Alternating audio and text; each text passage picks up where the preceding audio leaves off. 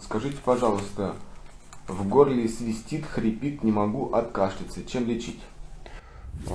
Чтобы очистить легкие, горло от различных накоплений, нужно покушать черную редьку. Есть редька, на рынке продается, да? Есть зеленая, есть черная. Вот нам нужна черная. Просто трем ее и там салатик или как-то. Чем больше скушаете, тем лучше.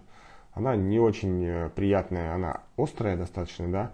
Вот, но она очень сильно и сразу практически очищает все вот эти вот дыхательные пути.